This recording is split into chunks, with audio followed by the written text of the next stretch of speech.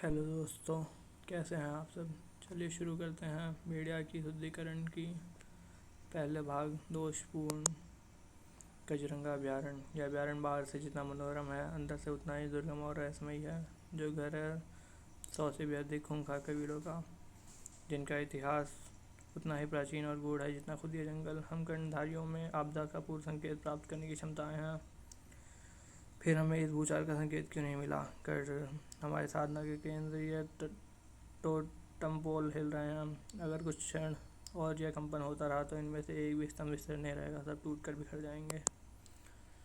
असंभव। इन स्तंभों की रक्षा हम कर्णधारियों के पूर्वजों की आत्माएं करती हैं। बड़े से बड़ा भूचाल भी आज तक इन स्तंभों को नहीं हिला पाया। आज यह अनर्थ कैसे हो गया? यह संकेत है महाअनर्थ के। जंगल में एक महाविपत्ति का आगमन हो रहा है। अगर इस अनर्थ को न रोका गया तो सब कुछ तहस नहस हो जाएगा। जाओ, जाकर हर कबीले को यह संदेश दो कि इस भयानक संकट से बचने का एक ही मार्ग है, पंचसंघ का निर्माण।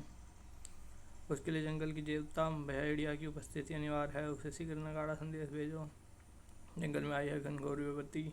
कर्णधारी कबीले में चाहिए भेड़िया की उपस्थिति। टम। जंगल में होने वाले किसी भी परिवर्तन का पहला प्रभाव वहाँ के वन प्राणियों पर ही होता है। यह परिवर्तन उनकी विक्षिप्तता को कई गुना बढ़ा देता है, क्योंकि इंसानों की तरह इन निरीह प्राणियों को पता नहीं होता कि आने वाले संकट का स्वरूप क्या होगा और उनसे निपटने के लिए क्या उपाय करने होंगे। जंगल में कुछ अजीब घट रहा है। यह सब किसी बड़े परिवर्तन का संकेत है, जिसे हम कर्णधारी भी समझ नहीं पा रहे हैं। ऐसे आकस्मिक आपदाओं के निवारण के लिए जंगल में पंचसंघ के निर्माण की प्राचीन परंपरा है। इसके लिए भेड़िया देवता की उपस्थिति अनिवार्य है, किंतु किसी अज्ञात कारणवश जब उन तक हमारा नगाड़ा संदेश नहीं पहुंच पा रहा, इसलिए हमें पंचसंघ का गठन स्वयं करना होगा। मैं जंगल के 5 सर्वश्रेष्ठ कबीले के सरदारों को पंचसंघ बनाने के लिए आमंत्रित करता हूँ। बागड़ कबीले का सरदार बागड़ू, मर्दा कबीले का सरदार मरदूत, भील कबीले का सरदार भिल्लौरा, कुठारा कबीले का सरदार घाता, पांचवा मैं खुद कर्णधारी कबीले का सरदार सांसी। अब आप मेरे साथ दोहराइए। पंचसंघ जंगल की सुरक्षा की शपथ लेते हैं। हम प्राण देकर भी जंगल की रक्षा करेंगे। पंचसंघ का गठन हो चुका है। अब बात है पंचसंघ के सरदार का चयन करने की, और वह होगा खूंगा प्रतियोगिता से। जंगल के निवासी आने वाले संकट के निवारण के लिए आवश्यक उपाय कर रहे थे, जबकि संकट धरातल को चीर कर जंगल में कदम रख चुका था। अद्भुत। मैं तो समझता था महाकंदरा के अंदर ही सारा संसार है, पर उसके बाहर भी एक संसार होगा जो इतना सुंदर और विशाल होगा कि इसकी कल्पना नहीं की थी मैंने। यह क्षेत्र तो अत्यंत रमणीय दिख रहा है। मुझे क्षेत्र का अवलोकन कर और जानकारी एकत्रित करनी होगी। वन प्रकृति का एक अनुपम वरदान। वन सुंदर ही नहीं, संकटपूर्ण भी होता है। संकट मौत बनकर आपको शिकार बनाने के लिए तैयार होता है, और अक्सर ऐसी स्थितियों में शिकार जड़ हो जाता है। परंतु कभी परिस्थिति उलट भी हो जाती है, शिकारी भी जड़ हो सकता है। अब उसे अपनी क्षमताओं पर पूर्ण विश्वास था। उसने मृत्यु को पलट कर भी नहीं देखा। शरीर की तरह शिकारी भी आवाज़ भी जड़ हो गई, परंतु यह घटना देखी नहीं गई थी। उसकी खबर जंगल के जल्लाद तक पहुंचनी जरूरी थी। परंतु भेड़िया आखिर था कहाँ? जंगल पर संकट के बादल हैं छाए, भेड़िया देवता को पंचसंघ है बुलाए। जंगल पर संकट के बादल है छाए, भेड़िया देवता को पंचसंघ है बुलाए। जंगल पर इतना बड़ा संकट आया था और जंगल का जल्लाद अनभिज्ञ था। मेरा मन अशांत है, परंतु इसका अर्थ यह नहीं कि मैं जंगल के रक्षक की अपनी भूमिका ही भूल जाऊँ। समझ नहीं आता। आँख बंद करता हूँ तो जैन सामने आती है, आँखें खोलता हूँ तो जंगल। ये क्या, मैं इस रूप में? अबे वो भेड़िया की तुम आगे से हट। को भी तू? हाँ मैं। कोई समस्या?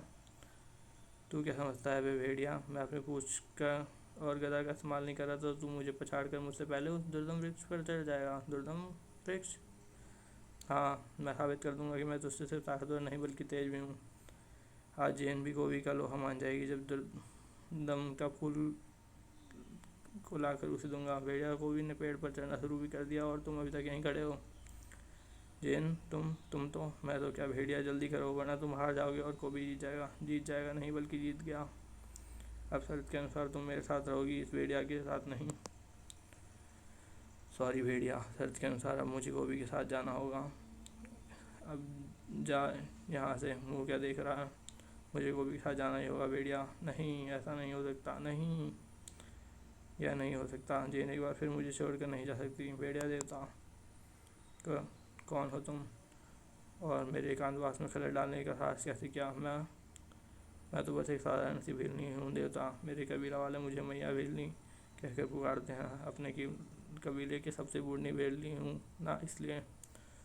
और मैं तो यहाँ मेघ पुष्प एकत्रित करने आई थी। लौटते समय आपका रुदन सुना तो चली आई। अगर आपको बुरा लगा तो वापस चले जाते। नहीं, रुकिए, क्षमा करना। मैं भेलनी, मैं स्वयं पर से नियंत्रण खो बैठा। जानती हूँ तुम विरह की वेदना में जल रहे हो। तुम्हारे लिए प्रेम उतना ही आवश्यक है जितना कि कर्तव्य। तुम्हारा प्रेम तुम्हारे पास खुद चल कर आया था। कौन? क्या जैन आई थी? हाँ, वही थी। मैंने देखा जिसमें सितारों जैसा कुछ कर्ण उड़ते हुए कंधा के अंदर प्रवेश करके एक सुंदर आकृति में बदल गए।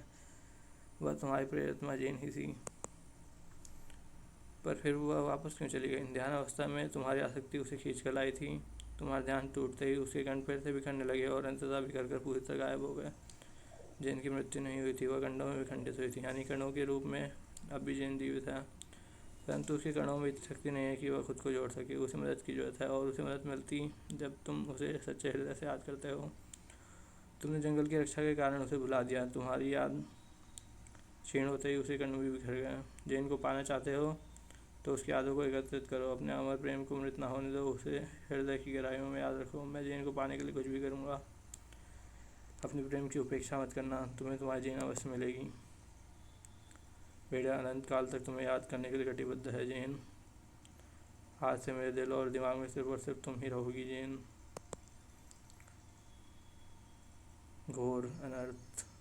मेरी साधना भंग हो गई है। छिन छिन हो गया है मेरा तंत्र जाल। अब मेरे नियंत्रण में रहने वाली अतृप्त आत्माएं स्वतंत्र होने लगेंगी। मुझे इनके इस प्रयास का अविलंब रोकना होगा, अन्यथा यह पूरे जंगल में कोहराम मचा देंगी। उफ, तंत्र जाल पूरी तरह छिन्न भिन्न हो गया। मेरी शक्तियाँ कमजोर हो गई हैं। मुझे और शक्ति चाहिए, और वह शक्ति मुझे मिलेगी दुर्गुणों से युक्त भैरवी से। हा हा हा, आखिर मैं आज़ाद हो ही गया। डोमा एक बार फिर आज़ाद हो गया। अब डोमा पूरे जंगल का डोम जंगल में बदल देगा। डोमा के बारे में जानने के लिए पढ़िए कोबी और भेड़िया का कॉमिक विशेषांक डोमा।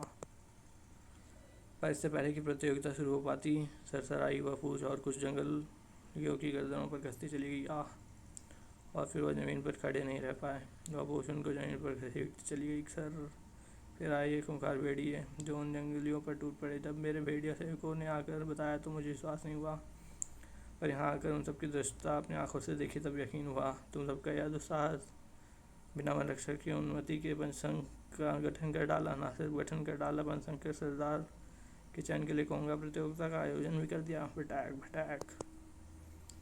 क्या एक पल के लिए भी ये ख्याल नहीं आया जब तुम्हारा भेड़िया देवता को इस दुस्साहस का पता चलेगा तो इसका क्या परिणाम होगा? रुक जाओ भेड़िया देवता, कर्णधारी साहसी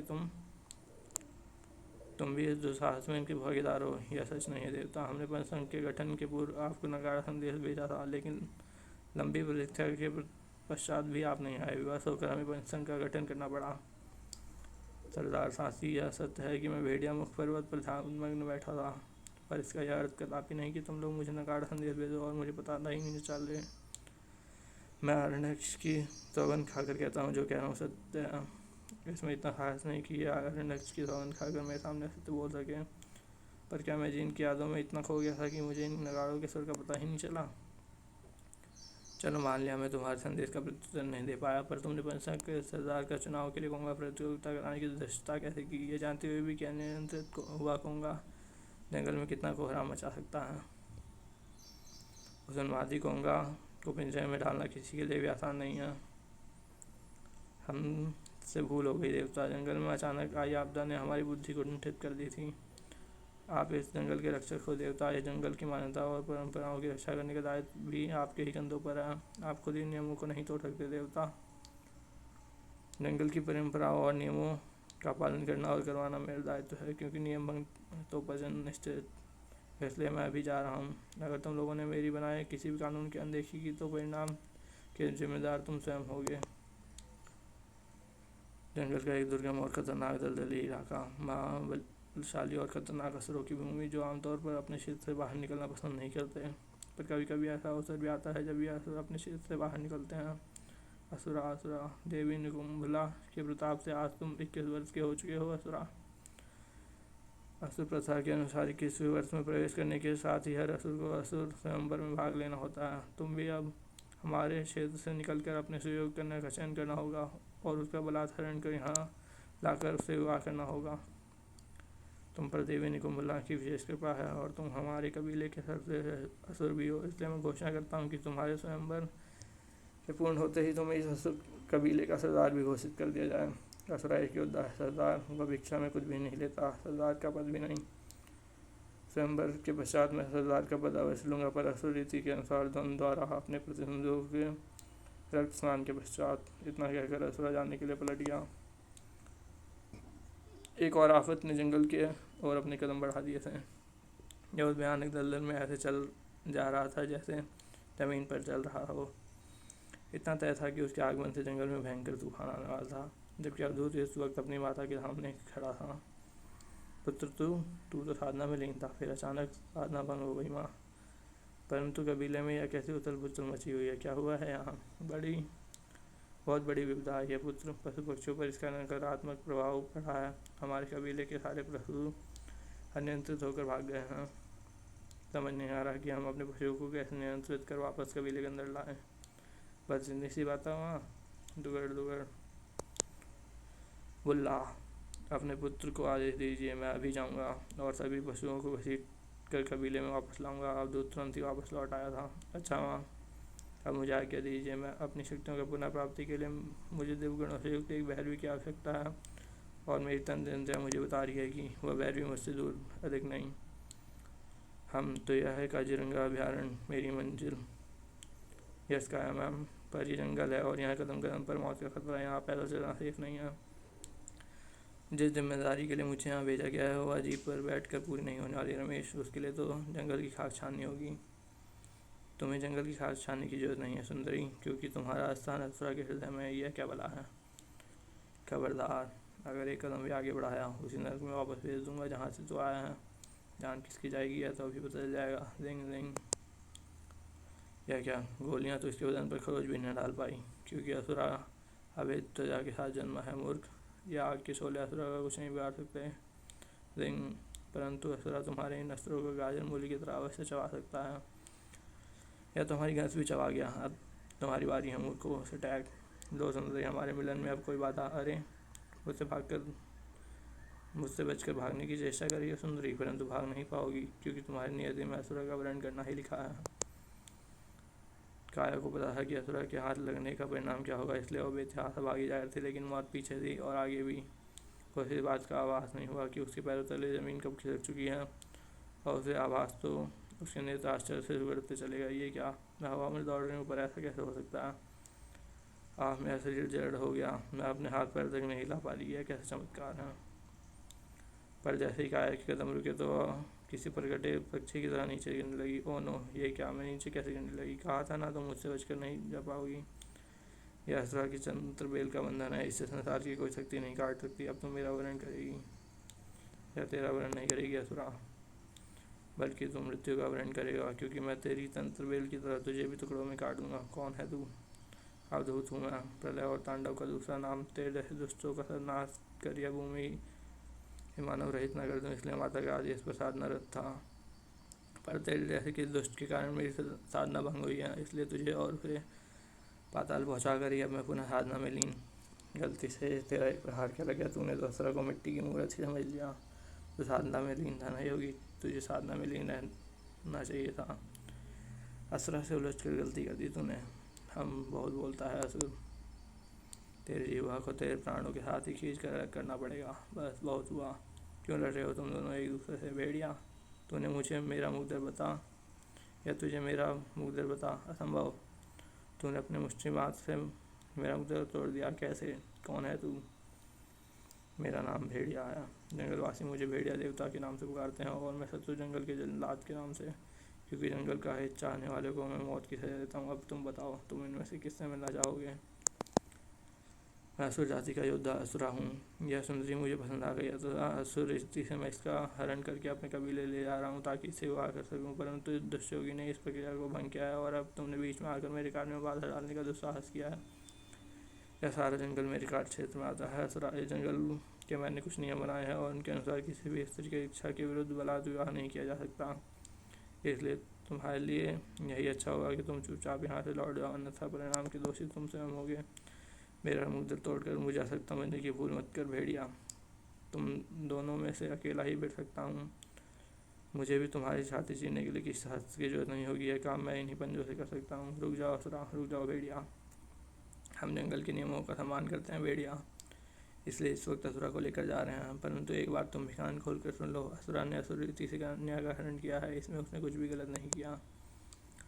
हमारे असुर प्रजाति में अपहरण करके ही विवाह करने की परंपरा है। असुरा विवाह करने में सफल हुआ था। तुम दोनों ने बीच में आकर व्यवधान उत्पन्न किया और विजयी भी हुए।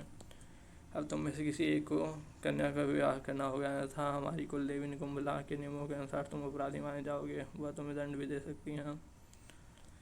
तदुपरांत वह सभी असुरा के साथ वहाँ से चले गए। यह स्त्री, इसके अंदर तो मुझे देवगण का आभास हो रहा है। अगर यह मेरी भैरवी बनने को राजी हो जाए तो मेरी शक्तियाँ कई गुना बढ़ जाएंगी। तो यह है भेड़िया, जिसकी कहानियाँ मैं बचपन से सुनते आ रही हूँ। जब से होश संभाला तब से उससे मिलने की उत्सुक थी, परंतु इससे इतनी जल्दी भेंट हो जाएगी सोचा भी नहीं था। तुम निर्भय होकर से जंगल में घूम सकती हो, मेरे रहते असुर तुम्हारा बाल विवाह का नहीं कर सकते। भेड़िया वहाँ से चला गया। देवी, मैं तुम्हारा वर्णन करने को तैयार हूँ, यदि तुम अनुमति। आपका बहुत बहुत धन्यवाद। मैं यहाँ जंगल की सुरक्षा के लिए आई हूँ। विवाह मैं उससे ही करूँगा जो मेरा हृदय जीतेगा। आपने असुरा से युद्ध जीता है, मेरा हृदय नहीं। कहते हुए काया वहाँ नहीं रुकी। मेरे भेड़िया सेवकों ने सूचना दी थी कि मेरे जैसा दिखने वाला कोई भेड़िया मानव इस जंगल में घूम रहा है। मैं उसी की तलाश में निकल गया था और असुरा से टकरा गया। इस असुरा ने मेरा काफ़ी वक्त बर्बाद कर दिया। पता नहीं इस दौरान उस रहस्यमयी। अरे ये क्या हो रहा है? जाग भेड़िया जाग, सुन मेरी आवाज़। बोल भेड़िया बोल, द्वार हृदय के खोल। जंगल जाने का मर्म तेरा, तुझे नहीं भान की दोषपूर्ण है जन्म तेरा। कथा जारी रहेगी आदिपत्र में। वर्षों तक हमें छिप कर जीवन व्यतीत करने पर विवश किया गया, पर अब हम आज़ाद हैं। अब इस धरा पर होगा हमारा राज, तो कुछ भी कर ले भेड़िया, पर अब संसार पर होगा हमारा आधिपत्य। चलिए दोस्तों, मिलेंगे इसके अगले भाग में, जो चैनल पर पहले से अपलोड है। तो चलिए किसी अन्य कॉमिक्स में मिलेंगे। धन्यवाद।